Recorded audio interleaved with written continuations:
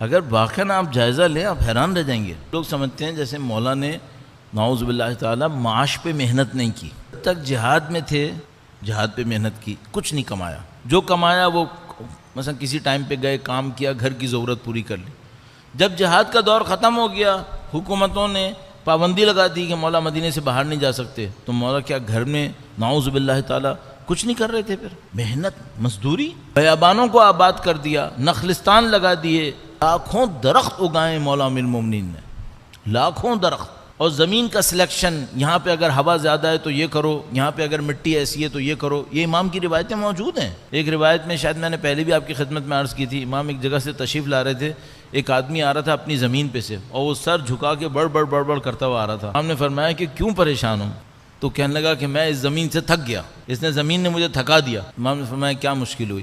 کہنے لگا کہ مثلا خیبر کی مالی غنیمت میں 8,000 درہم میرے حصے میں آتے تھے, تو یہ زمین مجھے دی تھی کہ 8,000 درہم کے بدلے تم یہ زمین لے لو. اس نے کہا میں نے زمین لے لی, اب میں اس زمین کے اندر کچھ کاشتکاری کرنا چاہتا ہوں, کیا کچھ نہیں اگتا ہے, اتنی تیز ہوا چلتی ہے, اتنی تیز ہوا چلتی ہے, سب اٹھا کے لے جاتی ہے. امام نے فرمایا کہ میں اس کا حل ہے, میں تمہیں حل بتاؤں گا اس کا. کہنے لگا مجھے حل نہیں چاہیے, میں تھک گیا ہوں اس سے. امام نے فرمایا زمین بیچ دو. کہنے لگا میں تیار ہوں. کتنے بیچو گے؟ کہنے لگا وہ جتنے میں مجھے ملی تھی نا اتنے میں ہی لے لو. 8,000 میں مجھے ملی تھی, کوئی مجھے 8,000 دے دے, میں راضی ہوں. امام نے فرمایا میں سودا کرتا ہوں. سودا ہو گیا. اس کے بعد کچھ عرصے کے بعد وہ بندہ گزرا, مثلا سال 1.5 سال, جتنا بھی پتہ نہیں کتنا, تو گزرا, اس نے دیکھا زمین سرسبز ہوئی ہوئی ہے, درخت اگے ہوئے ہیں سب. کہنے لگا یہ کیسے ہو گیا؟ امام نے فرمایا مثلا گویا میں ایسی کہہ رہا ہوں, مثلا امام نے کہا کہ تم کو تو میں نے کہا تھا کہ میں تم کو حل بتاؤں گا, ہو جائے گا, یہ تم نہیں مانے. تو حل کیا تھا؟ سارے امام نے اس کے جو ہوا کا رخ تھا اس پہ سارے پہ کھجور کے درخت لگا دیا, بیریئر کریٹ کر دیا. بیریئر کریٹ کر دیا, وہ ونڈ بریکر بن گیا. اس کے بعد انہوں نے کھیت لگا دیا, سارا چھوٹے پودے لگا دیے.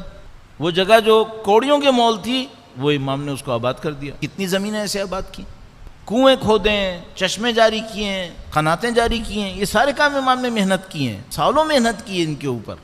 علامہ طباطبائی نے امامی کی سنت پہ عمل کر کے 10 سال تک تبریز جا کر کاشتکاری کی ہے. علامہ طباطبائی جیسے صاحب مصنف المیزان کے مصنف 10 سال تک کاشتکاری کی ہے, بالکل پلاننگ کے ساتھ. یہ زمین آباد کرو, یہ بلڈنگ بناؤ, یہ کرو, وہ کرو. کچھ باندھتے تھے, عصا ہاتھ میں لیتے تھے, گرمی سردی خزاں بہار انہوں نے جانا ہوتا تھا, ساری پلاننگ کے ساتھ کرتے تھے. جب امام کہہ رہے ہیں سبک بار بنو, تو اس کا مطلب یہ کہ تم کماؤ نہیں کماؤ.